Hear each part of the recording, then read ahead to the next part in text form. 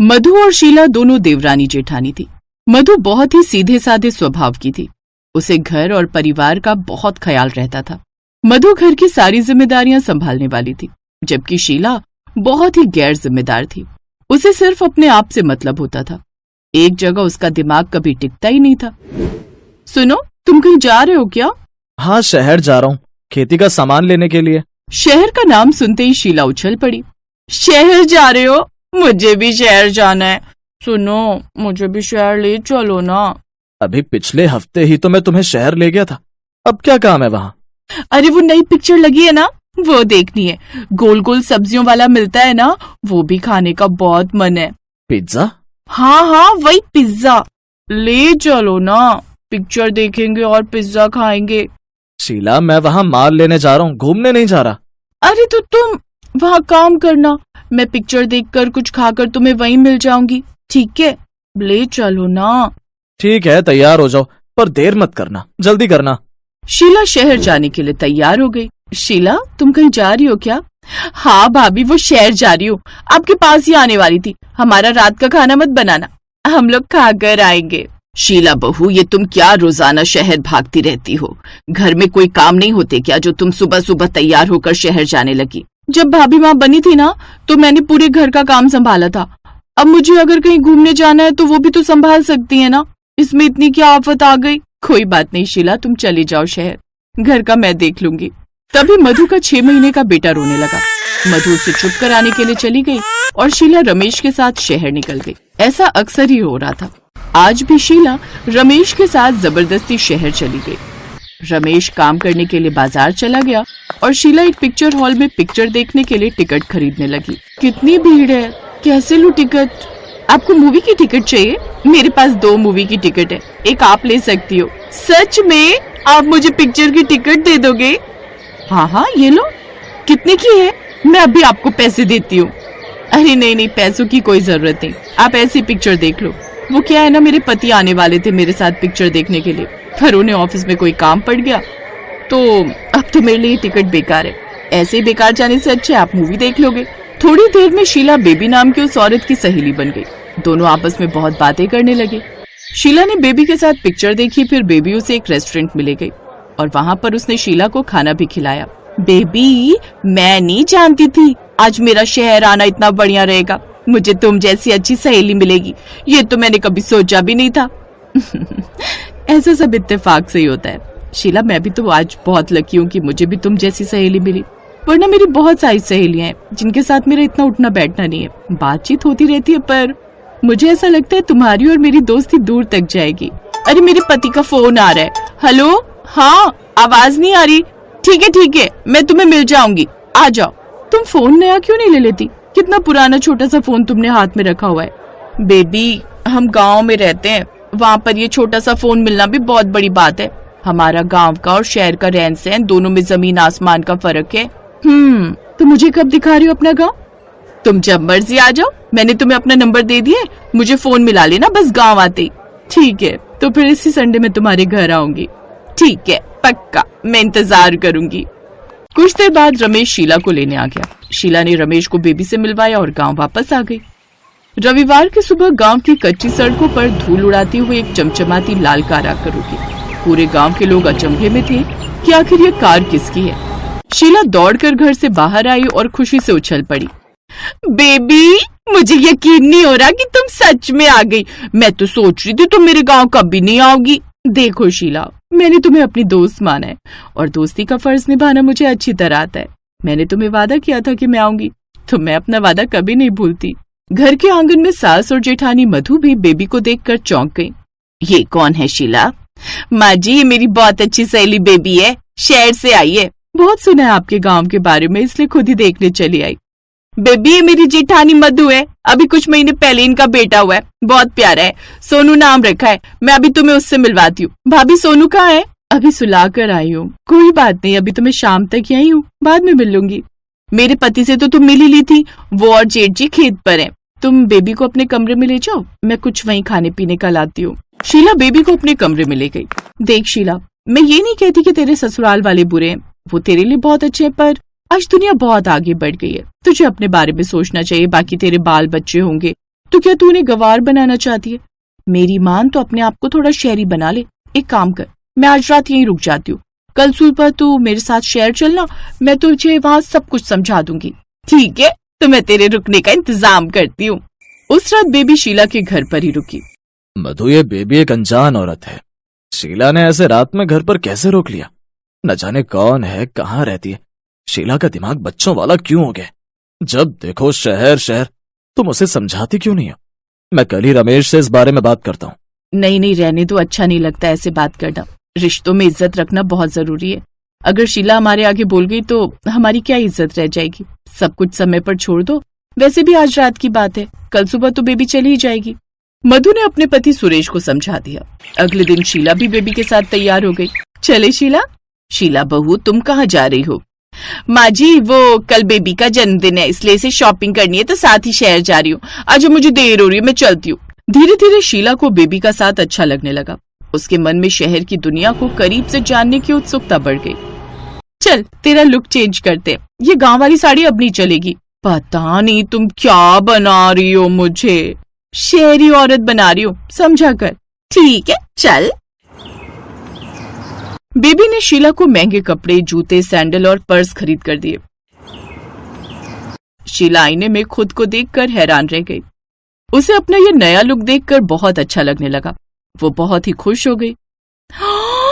ये मैं हूँ? हाँ, ये तू है। अब तू भी मेरी तरह लग रही है, बिल्कुल शहरी अंदाज दिख रहा है तुझमें। रमेश भी तुझे देखता रह जाएगा। बस अब तुझे एक और चीज चाहिए, एक स्मार्टफोन। बेबी ने शीला को एक महंगा फोन दिलाया और सोशल मीडिया चलाना सिखाने लगी। अब तुझे गांव में बैठे बैठे भी शहरी दुनिया का मजा मिलेगा। शीला को पूरी तरह शहर की हवा लग चुकी थी। शीला घमंड में पूरी तरह भर चुकी थी। सारा दिन अपने आप को संवारना और मोबाइल फोन पर बेबी से बातें करना। शीला, मैं ये नहीं कहती कि दोस्ती करना गलत है, पर पता नहीं मुझे बेबी थोड़ी ठीक नहीं लगती। अचानक इतनी जल्दी कोई किसी का इतना अच्छा दोस्त कैसे बन सकता है कि उसे इतने महंगे महंगे कपड़े और मोबाइल फोन खरीद दे? तुम्हारी जेठानी हूँ, इसीलिए समझा रही हूँ, थोड़ा संभल कर रहना। भाभी, मैं बच्ची नहीं हूँ, मुझे सब पता है कि मेरे लिए क्या सही है क्या गलत। मुझे तो ऐसा लग रहा है कि मैंने अपने आप को शहरी बना लिया है, इसलिए आप मेरे से जलने लगी हो। मधु, रहने दे, इसे समझाना बेकार है। इसे शहरी हवा लग गई है और ये उसमें पतंग की तरह उड़ती चली जा रही है। जिस दिन इसकी डोर कटेगी ना, तब इसे अकल आएगी। और ऐसा ही हुआ। एक दिन शीला शहर से लौटी तो जोर जोर से रोने लगी। घर में सब घबरा गए। क्या हो गया? तू क्यों इतनी तेज तेज रो रही है? अरे हुआ क्या है? मेरा तो दिल बैठा जा रहा है, बता तो क्या बात है? तू तो शहर गई थी ना बेबी से मिलने। शीला, चुप हो जा। माँ जी, वो बेबी एक ठग औरत निकली। उसने कुछ दिन पहले मेरे से जेवर मांगे थे। बोल रही थी कि किसी को गिरवी रखने उसे पैसों की जरूरत है। वो बोली जैसे ही पैसों का इंतजाम होगा मेरे जेवर वापस दे देगी। आज मैं उसे जेवर देने के लिए जब शहर पहुंची तो उसने मेरे से जेवर ले लिया और बोली कि फिर उसने मुझसे कहा, जरा अपना मोबाइल फोन दे दे, अपने पति को फोन करना है, उसका फोन नहीं चल रहा। फिर बोली कि तू यही रुक, नेटवर्क नहीं आ रहे, थोड़ा आगे जाकर करती हूँ। उसके बाद वो वापस ही नहीं लौटी। मैंने उसे जेवर भी दे दिए, मोबाइल फोन भी दे दिया। मेरे पास फोन भी नहीं था कि मैं घर किसी को फोन करती। मैंने बेबी को बहुत ढूंढा पर वो कहीं नहीं मिली। शीला बेबी के हाथों ठगी का शिकार हो चुकी थी। कोई कुछ नहीं कर सकता था क्योंकि गलती खुद शीला की थी। उसने बेबी जैसी अनजान औरत पर विश्वास किया। बेबी के बारे में कोई किसी से क्या पूछता, सब शीला को ही गलत कहते। अब जो होना था हो गया था। शीला बनावटी जिंदगी जीने के चक्कर में अपना भारी नुकसान कर बैठी थी। इस कहानी से हमें यही सीख मिलती है कि हमें कभी भी किसी अनजान व्यक्ति पर आंख बंद करके भरोसा नहीं करना चाहिए।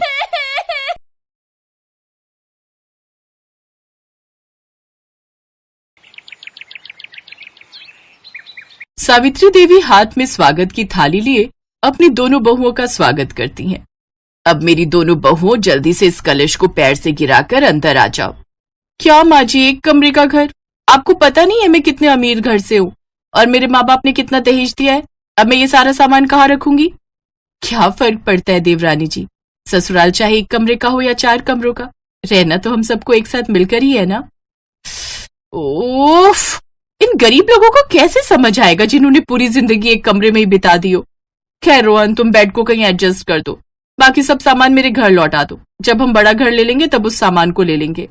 सावित्री की छोटी बहू अंकिता उस बेड को एक जगह रखवा लेती है, फिर आराम से उस बेड पर अपने पति के साथ लेट जाती है।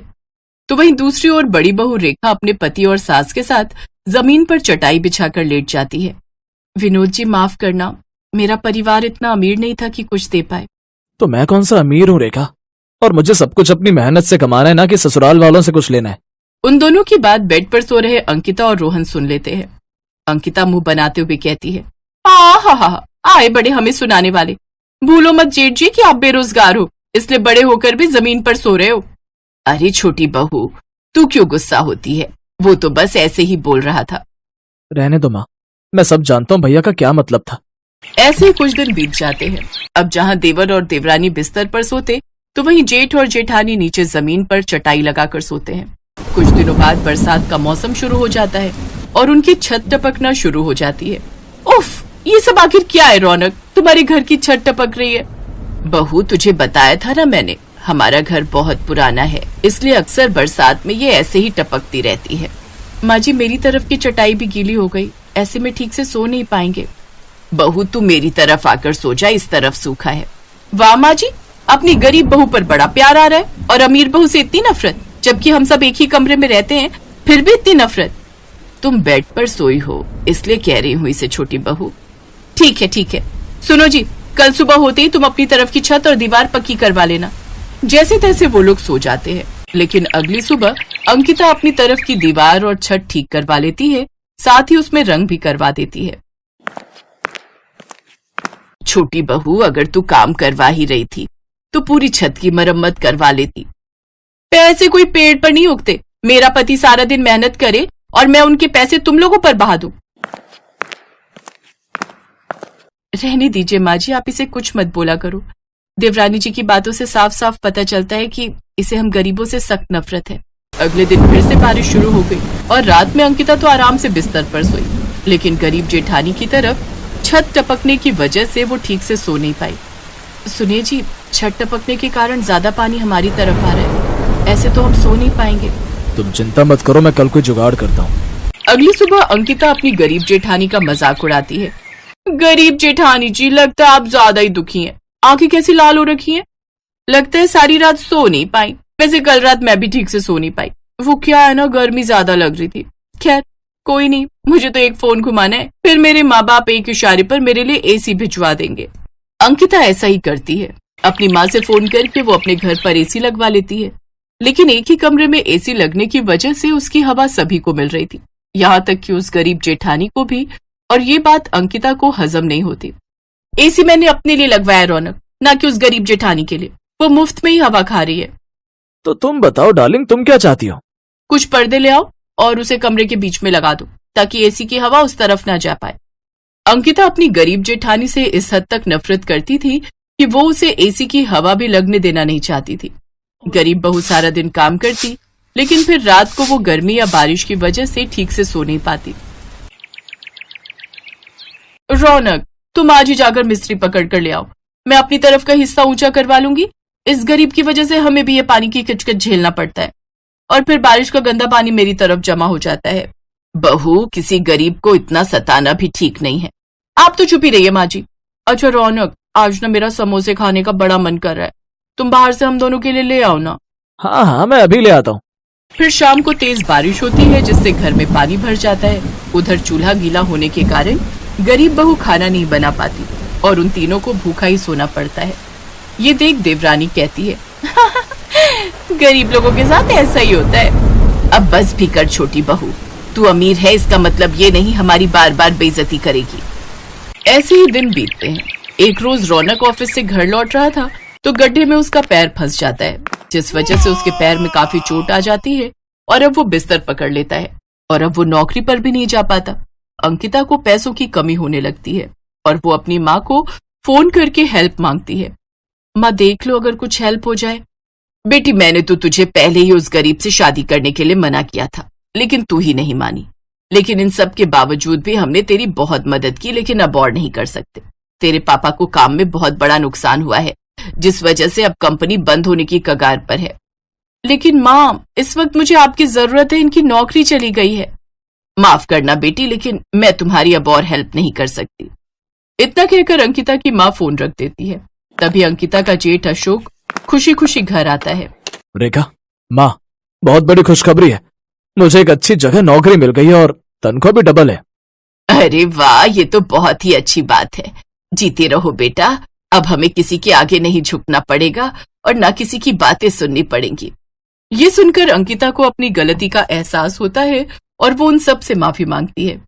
मुझे माफ कर दीजिए, मैंने अपनी अमीरी के घमंड में आकर ना जाने आप लोगों को क्या क्या कहा, लेकिन अब मुझे मेरी गलती का एहसास हो गया है। कोई बात नहीं देवरानी जी, एक घर में 4 बर्तन रहेंगे तो खटकेंगे ही। तुम्हें अपनी गलती का एहसास हो गया, यही काफी है। और वैसे भी हम सब एक घर एक कमरे में रहते हैं, तो हमारे बीच कितनी भी दूरियां आए, लेकिन मुसीबत की घड़ी में हमारा सब परिवार एक ही है। और अपने काम नहीं आएंगे तो कौन आएगा। इस तरह पूरा परिवार एक हो जाता है और सारी मुसीबतों का सामना एक साथ करते हैं।